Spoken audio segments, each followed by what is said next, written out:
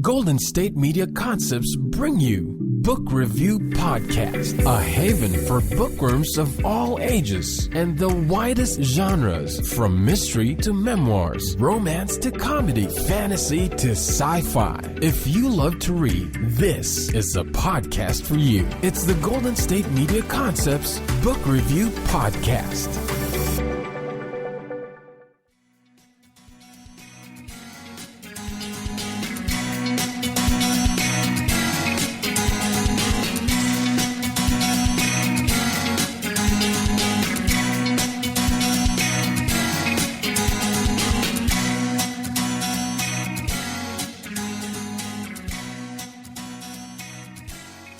Hello and welcome to the GSMC Book Review Podcast, brought to you by the GSMC Podcast Network.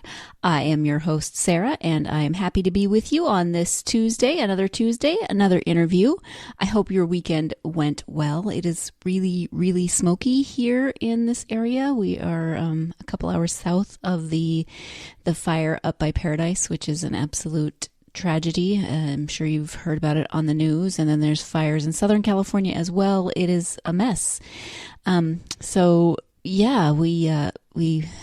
just so thankful for first responders and firefighters and everybody who has been working so diligently. And my heart hurts for everyone who has lost so much in these fires. But I just wanted to mention that because it is very close to home and it is, it's been on national news and everything. I just wanted to acknowledge it before getting started with the episode. So, anyway, hope your week is going well. And as I said, we have another interview today. I'm excited about this one because I am interviewing, as I mentioned on Thursday's episode, Owen Sullivan. He has 4 books out currently. The first 3 are a trilogy, so they go together as a series. And then his 4th book is a standalone novel. We talk about that first. And I am excited always to have authors on the podcast, but this was a special interview to do because Owen has been friends with my hubby for 20 years or more. So they've known each other a long time, definitely before I came into the picture. And so it was really great for him to be able to come and sit down with me and actually come to the studio, which doesn't happen very often. It was fun to actually look at an author while they were speaking instead of just listening on audio. But at any rate, as I mentioned, he does have the 4 books, and we start by talking about his newest book, which is called The Money is Green, and let me go ahead and give you the description of that book. After losing his wife to an affair, along with the electrical company he built, Jason Ballard is experiencing life at its cruelest. In a desperate attempt to get back on his feet, he takes a job with Soltech, a thriving solar company based in Shanghai, only to discover not all that glitters is gold. Mei Chen, the seductive wife of the 3rd highest-ranking official in the Communist Party, owns and operates Soltech with a cruel hand. An industrious and successful businesswoman, she makes no attempt to hide her excessive wealth or shy away from her controversial opinions. Although already extremely powerful, she yearns for more: wealth, status, and above all, power. Leave it to the United States Congress to throw open the doors to it all. With literally billions of dollars slated for green energy products, Mei Chen stands boldly at the front of the line, ready to grab as much as she possibly can. And Jason, realizing too late that she is a ruthless adversary and will stop at nothing, risks his very life to oppose her. So there is a bit going on here, obviously. You've got Jason, who is the main character, who's kind of at a crossroads in his life. You've got Mei Chen, a woman who is seeking more of pretty much everything, especially power, and will go to pretty extreme measures to attain that power. She feels like there are certain things that she deserves and that she has earned, and she will stop at maybe nothing to get those things. It becomes, it starts out, you learn a little bit about solar energy, about green energy products, about the building world in general, and some of those dynamics. But at the heart, it turns it to be a thriller. There is a lot of action that happens. And I don't want to give too much away, of course, but at the same time, there's also some relationship stuff going on. So Jason has a pretty contentious relationship with his daughter. He has a new girlfriend. The new girlfriend and the daughter, who's 15, don't get along. So you've definitely got relationship dynamics in there. And then there's all of the intrigue and the drama that's going on around the character of Mei Chen and her ambitions. So that is the description of The Money is Green. I'm going to go ahead now and turn to the interview with Owen, and let's go ahead and get started. Hi, Owen. Welcome to the podcast. Well, thank you for having me. It's wonderful to have you here. I'm excited to talk about your books. I'm also excited because you're actually here in the studio. I very rarely have authors that are available to come to the studio, so thank you for doing that. Well, I can travel. I travel well. That's good. So we are here to talk about your books. Before we do that, though, I would love for my listeners to get to know you a little bit. So if you could share something about yourself, whatever you're comfortable sharing. Sure. I am a real estate developer here in Sacramento, California. Build homes and apartments in this area. Been doing that for approximately 35, 40 years, something like that. And so I have a thorough knowledge of real estate finance and that type of stuff. And so I'm married. I have 2 kids. I have 5 grandkids. Been in California, born and raised in California, and I'm still here. And all the stuff that I've written about, I guess most authors write about what they know, and real estate is, kind of my forte, so I have a pretty good handle on that. So most of my stuff that I write about has a thread of that in going through the books.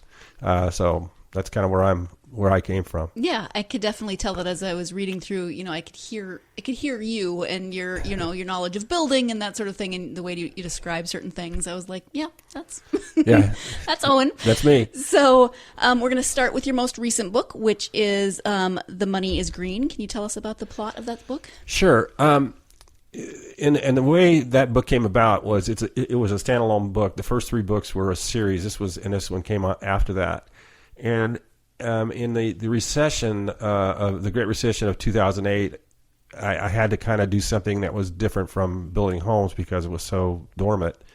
So I delved into the green energy business in primarily solar panels and that type of thing. And it was kind of eye-opening because I was working on larger commercial projects like solar farms, big rooftop solar projects like on large, 300,000 square foot buildings. And the dynamic of that industry was, I hadn't really paid much attention to it, but it was there was just a ton of money in it. In 2008, the Obama administration put out a stimulus bill to stimulate the economy. It was like $1 trillion bill for projects. Part of that stimulus was like $300 billion in green energy projects. So there was a ton of money available for projects, solar farms and all that stuff. And so I was kind of intrigued by that. And looking back on that, after I'd written the first 3 books, I was looking for something, another story. And so I kind of, anytime you have a ton of money in some particular industry that's available for people, there's going to be greed and corruption. And that's always a good story when, there's money and evil people involved.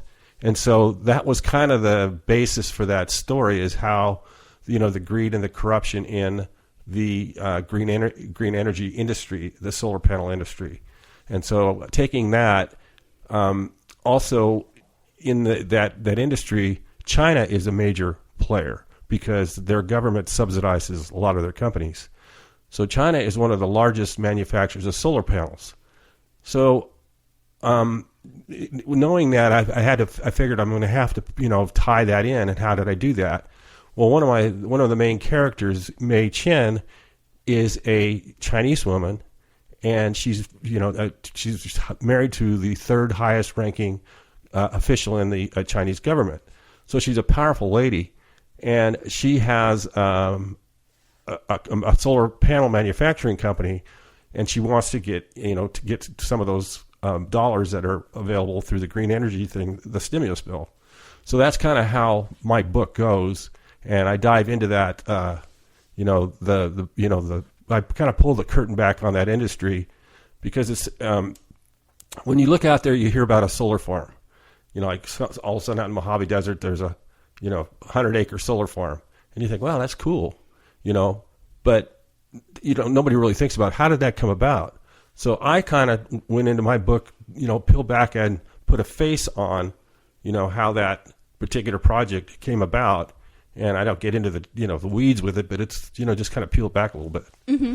And it's actually there's all of the building and the contracts and all of those elements, but it's a thriller as well. I mean, there's there's a lot of action that happens in this book, and it's well, again, anytime you have something that's got a lot of money and power and stuff, there's always going to be a lot of things going on behind the scenes that are not always upward or deviant in this case. And the thing about all of my books is that they have some historical reference. There's I'm creative, but I'm not that creative that I can just come up with these stories out of the blue. There's always something that happened along the way that I picked this out of. So in this particular case, there was a congressman who was here in California that was a big, gun advocate, or not a gun rights advocate, but an anti-gun guy. But he got caught in a scheme, running guns through Mexico. Okay. It's a true story, and so it was part of that. All this stuff was part of, I threaded through my book, and it just makes for, I look back and I kind of laugh, right? But it makes for interesting stuff. Truth is stranger than fiction sometimes. It is. And the other thing is the main character, Mei Chen, this woman, she's a good-looking, a beautiful Chinese woman in her, probably in mid-40s. Like I said, she's married to a high-ranking official. But I took her character from a book. I don't know if you had read it. I think it's called The Battle Cry of the Tiger Mom. It was by Amy Chow. She's a Harvard professor, I believe, and she's a Chinese American woman. She wrote this book, and it was contrasting the styles of a Chinese mother versus an American mother, how they raise their kids.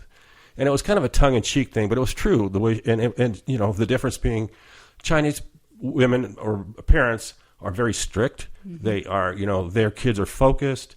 They have piano lessons. They have violin lessons. There's no such thing as sleepovers or soccer or any, the stuff that American kids do. So I took her, personality, the author, and that's who Mei Chen was. And she was a strict Chinese woman, very focused, wanted to have power, wanted wealth. Even though she had it, she wanted more. Mm-hmm. And, she was an interesting dynamic. Yeah, she's definitely a woman with a plan. Yeah. Or multiple plans, actually. Yeah. Again, and in that vein, too, is one of the things that she has is she's the firstborn in her family, and she's a woman, mm-hmm. which is disappointing to her father and mother because she's not a boy. In right. Chinese, culture, that back, I guess in the 50s it would be, that was kind of a not a good thing. So she seems to be always wanting to live up to the fact that she's not a boy, mm-hmm. To please her father, but nothing seems to be enough. Right. So now you've heard a bit about Mei Chen, one of the main characters of the book. We do have to take our first break of the podcast, but when we come back, we'll be turning our attention to Jason, the other main character of the book, and definitely a very different character from that of Mei Chen. So stay tuned. You're listening to the GSMC Book Review Podcast, and I'll be right back. Hi, this is Sarah, host of the GSMC Book Review Podcast. As not only the host of a book review podcast, but also someone who loves to read, I get excited when I get to recommend books for you, and I have one of those today. The New York Times bestselling author of Hoot, Carl Hiaasen, is back with Squirm, a wildly entertaining, slightly twisted new adventure about snakes, grizzly bears, a spy drone, a missing dad, and knowing when and when not to let things go. Squirm is recommended for readers ages 8 through 12, so if you have someone in your life who might enjoy this book, or someone in your life who you already know loves Carl Hiaasen, maybe you love to read together as a family. Whether you're already fans or you're looking for something new to read, I can definitely recommend Squirm by Carl Hiaasen. Support for this message comes from Random House Children's Books, and Squirm is available now wherever books are sold.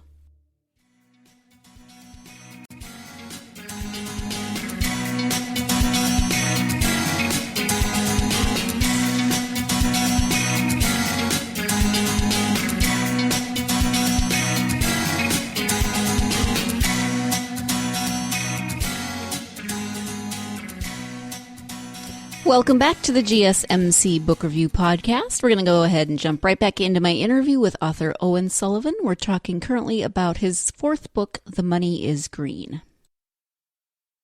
So Mei Chen is one of the main characters, and her opposing force, I guess you could call him, is Jason. Correct. And so talk about Jason a little bit as a main character. What do you think will resonate with readers about him? Okay, he's an American man who's divorced, raising his teenage daughter by himself in Santa Clara. He lost his business again in the recession. He was an electrical contractor, and he's trying to find his way again. He's got self-doubts about whether he was a failure from in his marriage, in his business. Things that really weren't his fault. Through no fault of his own, but he still feels that he's something not quite worthy enough of doing what he's doing. But he gets on with Mei Chen. She hires him to run her company. He kind of slowly or quickly steps up and starts running her company.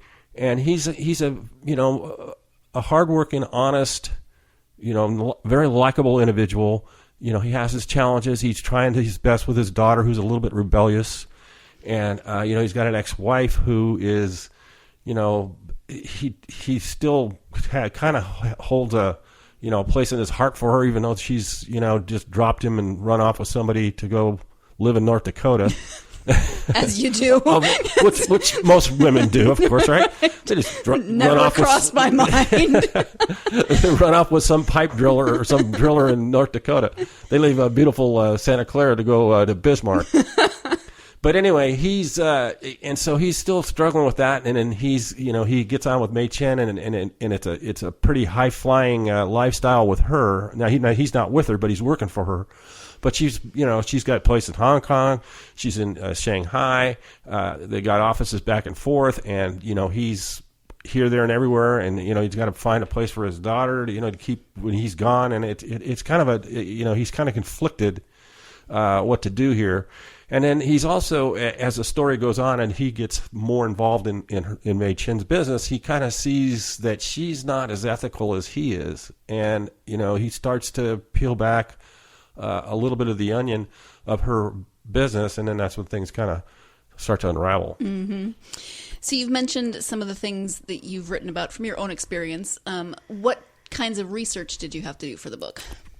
Well, I've never been to Shanghai or Hong Kong, so I had to go, really get into what was going on in that city. Get myself familiar with the city. I had to go through. Mostly, did it online. I'd go look up, different travel sites, look at different hotels. What's the culture of it. I had to look up some of the solar farms that I refer to are actually in existence. One outside the Mojave Desert. So I had to, research how that came about. What was the name of the solar or the utility company that actually bought the power from that particular solar farm that was generated? The one outside of Nevada, eastern Nevada. There was another one in there. So I just went through different sources to familiarize myself with what went on, how it came about, and who were the players involved. Mm-hmm. And this is off topic, but you're the only author I've met that can use the word photovoltaic in a sentence multiple times and have it be completely natural. Well, it's actually the term is PV. They shorten it, but photovoltaic is that's a word. Yeah, it's a mouthful. It is a mouthful, and yet it just flows through the conversation as it would. Yeah, well, if you're in the solar business, photovoltaic is that's a very good term. Exactly, it's just fun to say. Yes. So this is your fourth book. You mentioned the first three story or a series. So can you talk about that series a little bit? Sure. The first book, just a little backstory. I'd never thought about writing a book of my, if you told me 10 years ago that I'd be writing, 4 books, I'd say you're nuts. There's no way. But in 2008, when the recession came along, just due to the circumstances, I found myself with a lot of time. And I was trying to get, I had a couple of houses that I was trying to do a short sale with the bank. And it went back and forth with this bank, and it went on for months and months and months. And I'm thinking to myself, I go, I'm in this industry, and I know this, and I'm having problems. What's it like for the average person out there who doesn't do this for a living? Mm-hmm. I mean, it's got to be a nightmare. And I just thought, there's a story here that, ought to be told.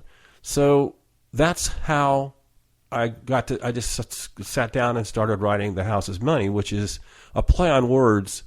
It's a gambling term.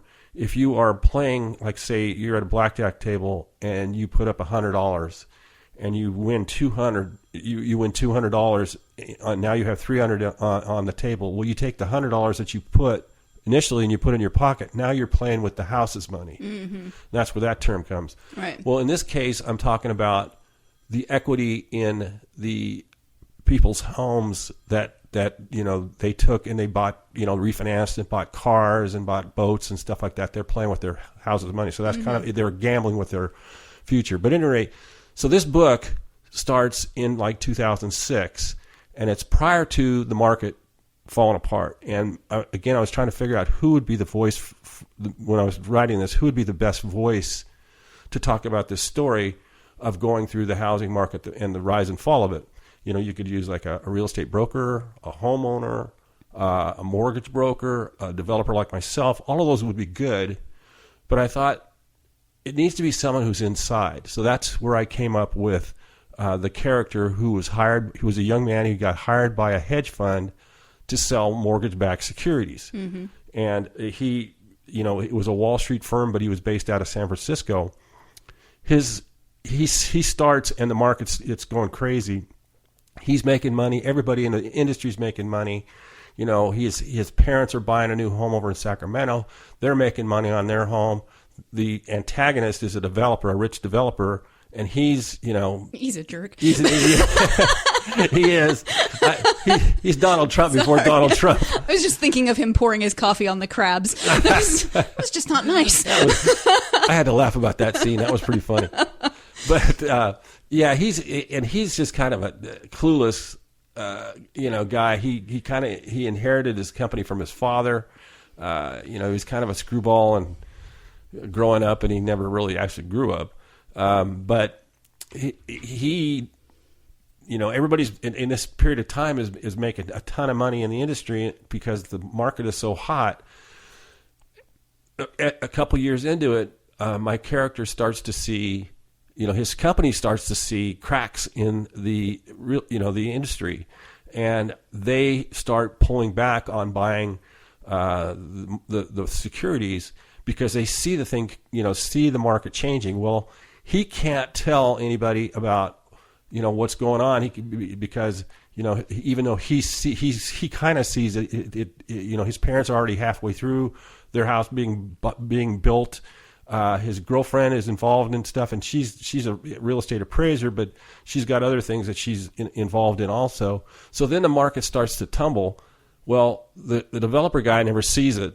He just thinks that it's just going on and on and on, and his paramour is a mortgage broker. She doesn't see it, and so it all comes crashing down on everybody right before anybody could do anything about right. it. And as the reader, you're like, you have the benefit of hindsight as the reader because you're like, people, what happens, but right. It's funny that people who I've sold it to and read it come back and say, "Oh my God, it's like deja vu all over again." Anybody who is in the industry, the real estate industry, like if you're a realtor or a broker or a mortgage person or a construction person, really knew felt it, went through it, and so it was they really kind of understood what happened. The other thing I do in this book is I don't get into the weeds again, like I was saying the other one, but I tell readers a little bit more than you would normally know about what went on behind the scene, what caused the market to crash, what was some of the factors that that triggered it. Mm-hmm. Again, not being I don't want to be boring in it and just bore the reader to tears, because I would be bored if I started reading about credit derivatives and all this BS. So I just give them enough that they didn't probably know before, mm-hmm. but it kind of, it shows them, gives them a little clear picture why it, fell apart. Right. I mean, it's, in a way, it's historical fiction because you are telling the story of the way the crash happened, but without, writing an economics book. and trying to point it out through the eyes of somebody who's there, who's on the inside versus somebody on the outside. Right. So that's kind of, what I wanted to do with that. And again, I just thought that there was a story there that could be told, but, because of my knowledge and, my being where I was, because I had a front row seat to this, this crash, I've seen all phases of it. So I just thought it was a good way to put it out there. Mm-hmm. Let's go ahead and take our second break of the podcast, and when we come back, we'll have the conclusion of the interview with Owen and be talking more about books and writing and all of that wonderful, fun author stuff. So stay tuned. You're listening to the GSMC Book Review Podcast, and I will be right back. Tired of searching the vast jungle of podcasts? Now listen close and hear this out. There's a podcast network that covers just about everything that you've been searching. Hey! The Golden State Media Concepts Podcast Network is here. Nothing less than a podcast bliss with endless hours of podcast coverage. From news, sports, music, fashion, cooking, entertainment, fantasy, football, and so much more. So stop lurking around and go straight out to the Golden State Media Concepts Podcast Network. Guaranteed to fill that podcast itch. Whatever it may be. Visit us at www.gsmcpodcast.com. Follow us on Facebook and Twitter, and download us on iTunes, SoundCloud, and Google Play.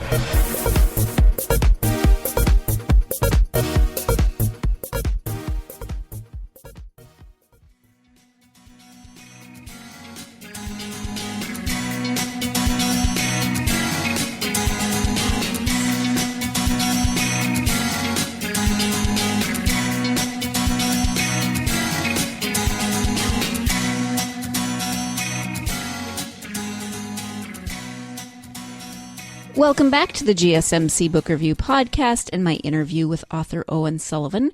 I read for you the description of his fourth book, The Money is Green. I do want to go ahead now and read for you the description of the first book, The House is Money. This is the description of the first book, but gives you an insight into that trilogy as a whole. So here is the description of The House is Money.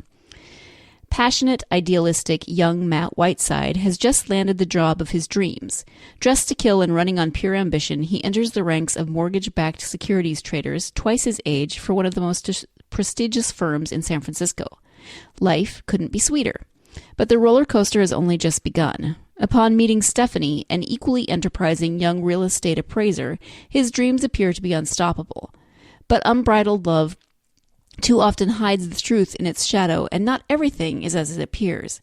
As he discovers the wild world of real estate investment, experiencing a soaring financial wave never seen before, Matt is welcomed with open arms into a seductive arena almost too good to be true. When insatiable greed raises its ugly head, jealousy and betrayal fall quickly behind. In a moment of brutal clarity, his world shatters with the realization he is merely a pawn in someone else's wicked game.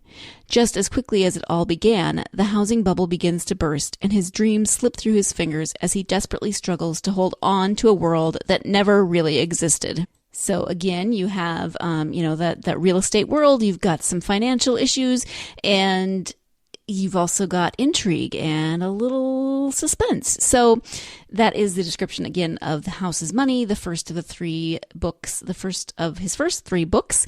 Let's go ahead and get back to that interview with Owen. The first book, The House is Money, and your most recent book, The Money is Green, are, let me look at the label, the Indie Book Awards finalists. So congratulations, first off. And then how does that process work? Do you get nominated? No, there are all sorts of book award deals that are out there. Like, they have the New York Book Festival Awards, the San Francisco Book Festival Awards, the Midwest Book Award. Anyway, there's a lot of what you do is you make an application. There's a fee like $60 or something like that, and you send your book in, and they'll judge it. In this one, the Indie Book Awards is the largest. It's called the Independent Publishers and Authors Book Awards, and it's the largest awards in the United States for independent authors and what do you call publishers. So this was a pretty big thing. And when I sent my first book in, I was just shocked that it was a final. I mean, I had never written anything before. Right, that's awesome. And I came in, and then it was also a finalist in the New York Book Festival and the San Francisco Book Festival. So it's kind of cool. The second book I wrote came in first place a year later. I think it was a year later. The Money is Green. Liquid Gold. Liquid Gold, excuse me. that one came in first place, so that was kind of cool. Yeah. So my wife and I flew back to New York, and they had an award ceremony at the Harvard Club. Nice. That's really cool. You are an independent author. Where then can people find your books? They can go to Amazon, and you could just query, my name, Owen Sullivan, and the books will come popping up. Okay. Or you could go to, you could put the name of the book, the House is Money, the Liquid Gold, Deed of Trust, or The Money is Green. Any one of those will come back up. Or you could go to thehousesmoney.com. That website will pick it up, and it'll come directly to me. And if you want to go that route, I can sign the book and send it to you that way. Okay, thank you. And it's also digital, so you can. Okay. The ebook is on through Amazon. You can get it that way. Nice, thank you. What's next? Do you have another book coming out? I do. Okay. It's called Lies Beneath the Surface, and I'm guessing it's another play on words. Yes. Yes. This book will be out probably by the end of the year. We're just finishing the cover and formatting the actual book itself to be able to get it published. And I'm hoping to have it out by the end of the year. Again, I don't have the elevator pitch on that one down yet. But it's kind of, again, it's a historical. There's a lot of historical reference to it that it's not going to be obvious, but that's where I got the story from. The story is it's about a young guy who is a promising investigative reporter who has a kind of a rising star at the would be at the LA Times, but I call it the LA Herald. Mm-hmm. And he trips over a story about it's just kind of an explosive story that he takes to his editors, and he hasn't completely sourced it, but he's they get all excited, and they run with it prematurely. But it's so explosive that there's talk of a Pulitzer Prize. People's heads are rolling because of the scandal that is involved, and it goes on for about 3 or 4 weeks until it starts to unravel when the source it finds out that the source was lying and it wasn't true, and then he got kind of thrown under the bus. He ends up in the backwater of Reno, at the Reno Tribune, which would probably be the Reno Gazette, and doing sports reporting. So he's gone from being a rock star to, now he's kind of a pariah. Mm-hmm. But he still hasn't gotten the investigative reporting out of his system. So there's an accident on a ranch, kind of a mysterious death on a ranch of a rancher that he catches his eye in his paper. And it just it was weird the way it happened. And so he starts, digging around about it, and the more he digs, the more he finds that there's way more to this death than just a coincidence. And it has to do with, the people in the Interior Department, Secretary of State, the Bureau of Land Management, and just a lot of people in government and a lot of money, again, all this big money based on this little rancher, dying. So okay. Oh, it sounds interesting. like I said, it's not I haven't got the elevator pitch down. But. That's okay. We don't need an elevator pitch here. Yeah. And so you talked a little bit about the fact that you never thought you would start writing, or that you wouldn't be, you never thought about writing until you thought about it. Do you have advice for aspiring authors? Yeah, my advice is this. I don't know how many times people have come up to me, at the place where I'm selling books, like at the fair or whatever venue it is, and say, "Oh my gosh, I've got a book in my head, and I've got a great story." And I said, "Well, have you? My first question is, have you written anything?" And they go, "No." I said, "Well, you need to write it. You need to put it down on paper. Just start writing, and don't stop, and don't stop until you finish. Just keep writing. I don't care if don't concern yourself with, is it perfect? Is everything right? Does it flow? Whatever, write everything. Just write it until you can conclude it. You can always go back, clean it up, have somebody else look at it, clean it up. But don't start a chapter and then say, oh gosh, where do I go from here? Just write. Mm-hmm. Keep writing. Yep. Thank you. You're busy. You're a busy guy. You've got a lot of stuff going on. So how do you fit in your writing schedule? Because that is funny. Somebody asked me, is this what you do for a living? I said, no. I build homes for a living. This is just kind of a sidelight. What I do is I kind of discipline myself that once I start something. Well, first off, I need the idea. I kind of troll around the idea in my head, what the story is going to be, who might be the characters, where it would take place, what's the venue and how is it going to go, and then I'll just sit down and write. And usually I try to write a little bit in the morning, and then write a little bit in the evening or afternoon. And I try to pace myself to put 1,500 words a day down, and with a goal of 10,000 words a week. So, and I just every day, usually at the same time, sit down for an hour or so, try to get as much as I can down, same thing in the evening or whatever it is. And then just even overall, if it bleeds over to the weekend, again, take an hour or two to try to get that goal of 10,000 words. And if I can do that, which I can't, but that's the goal. Right. But if I can, it only takes me about 10 to 12 weeks to get a full novel done. But that's just now you've just got it on paper. Now you got to go back and clean it up.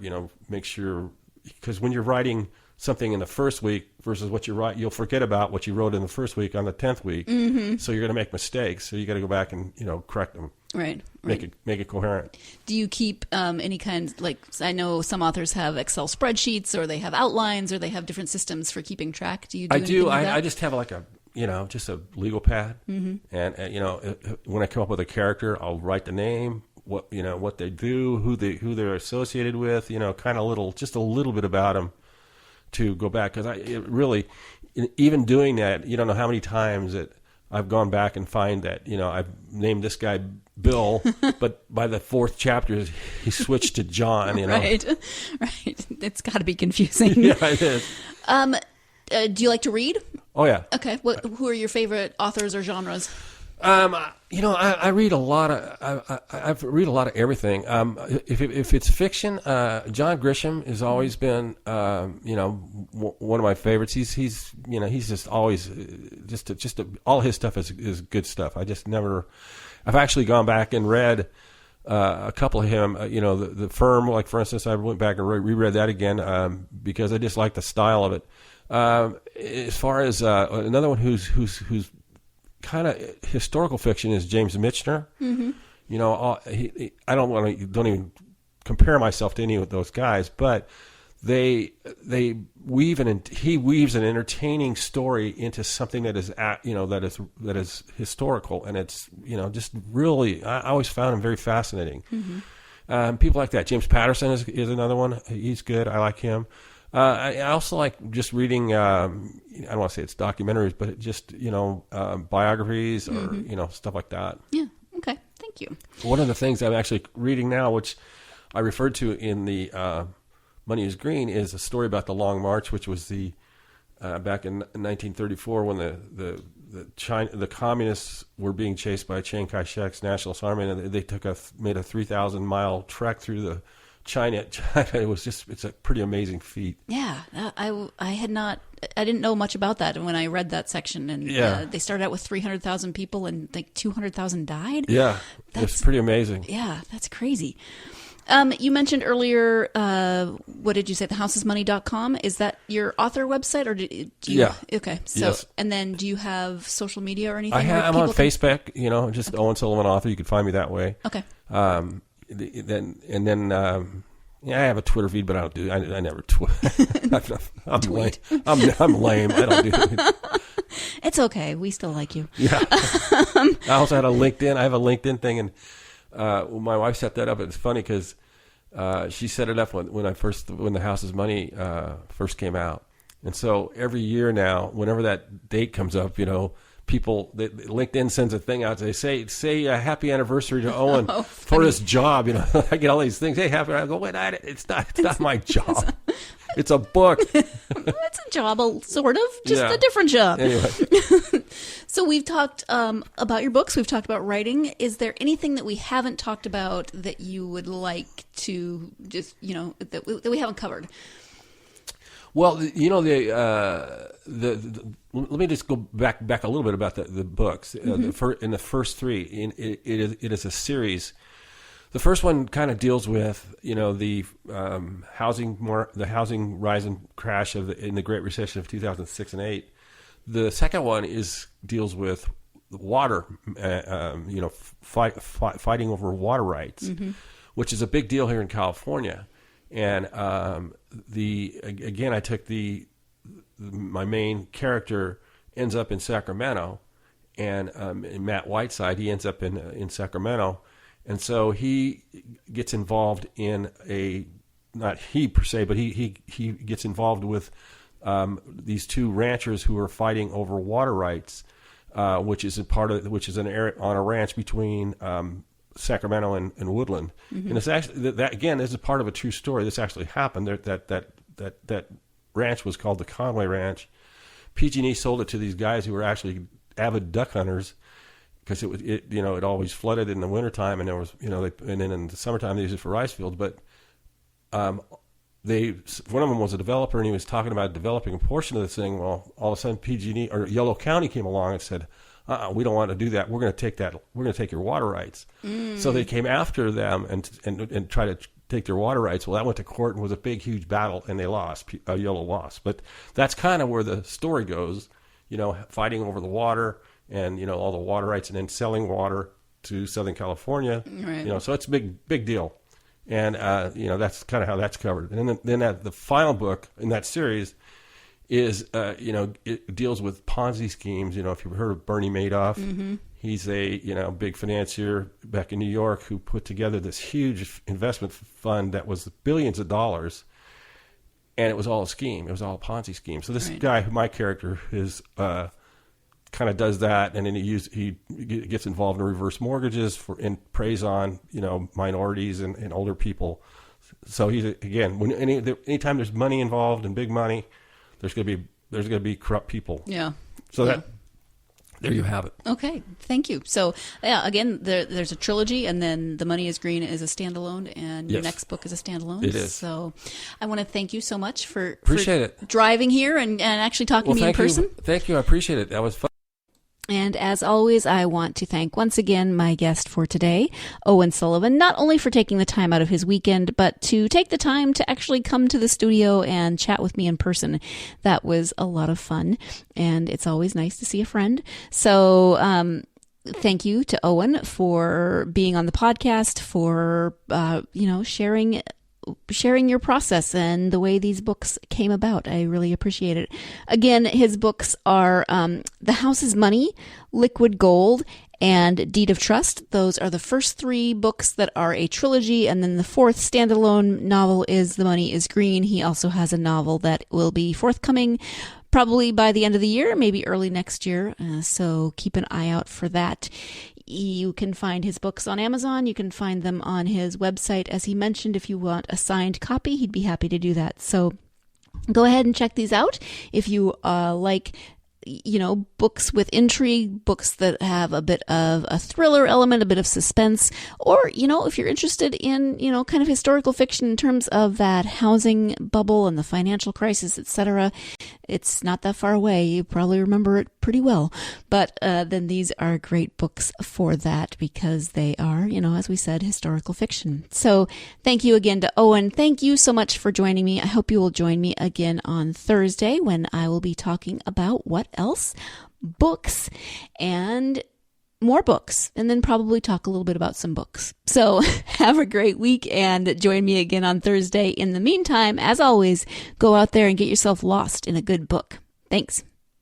You've been listening to the Golden State Media Concepts Book Review Podcast, part of the Golden State Media Concepts Podcast Network.